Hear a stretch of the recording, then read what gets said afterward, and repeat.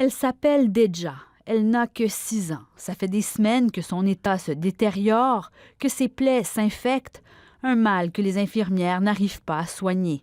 Mais il aura fallu que ces photos circulent sur les médias sociaux pour que la petite soit enfin évacuée vers un hôpital ce matin, aux frais du gouvernement fédéral. Si seulement son cas était unique. Le petit Eagle a 4 mois, lui aussi a la peau irritée et même des lésions infectées. Il est parti dimanche d'urgence à bord d'un avion médical Nolisé avec un autre bébé, Jeneya, 5 mois, couverte de plaies de la tête aux pieds. C'est son oncle, Derek Stephen, l'ancien chef de la Première Nation de Kashechewan, qui a organisé et payé pour leur évacuation. Désespéré, c'est lui qui a publié ces photos pour qu'Ottawa intervienne sur le champ. Les photos de ces enfants sont troublantes et choquantes.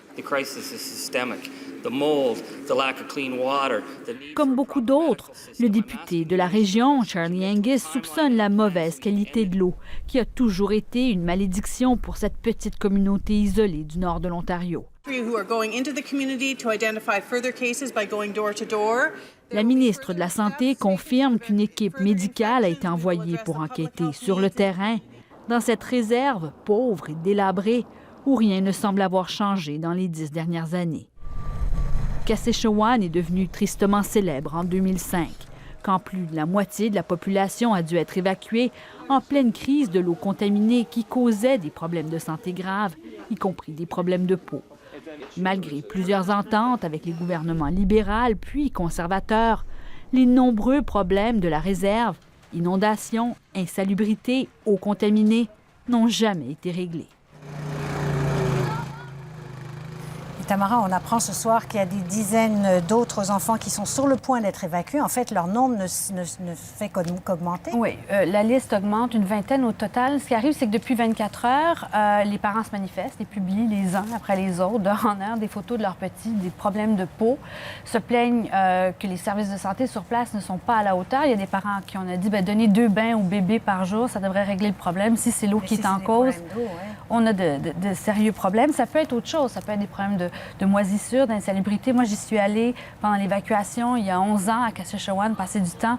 C'est la misère. Il y a des conditions de vie extrêmement difficiles, vous l'avez vu. Donc, Ottawa a décidé d'intervenir d'urgence aujourd'hui, a envoyé une équipe de 3 médecins qui vont aller frapper aux portes de tous les résidents, ils sont presque 2000, pour voir qui a des problèmes et quelle est la source, surtout.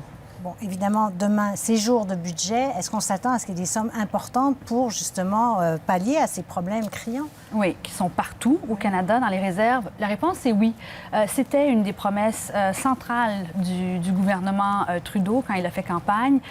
On s'attend donc à des sommes substantielles, de l'argent neuf, comme on dit, d'abord pour l'éducation des Premières Nations, mais pour particulièrement les problèmes d'eau potable. Justin Trudeau a promis, et il l'a fait plusieurs fois, d'éliminer d'ici 5 ans tous les avertissements de faire bouillir l'eau qui existent au Canada sur les réserves. Il y en a des centaines et des centaines. Donc, il faudra voir combien sera dirigé vers les problèmes sanitaires demain dans le budget.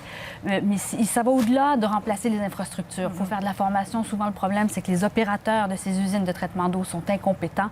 Pour citer la ministre des Affaires autochtones, elle disait la semaine dernière, si on est capable au Canada de rapatrier d'urgence en quelques mois 25 000 réfugiés syriens, on doit être capable de fournir de l'eau potable à tous les Canadiens. On devrait, en tout cas. Merci beaucoup, Tamara. Au revoir.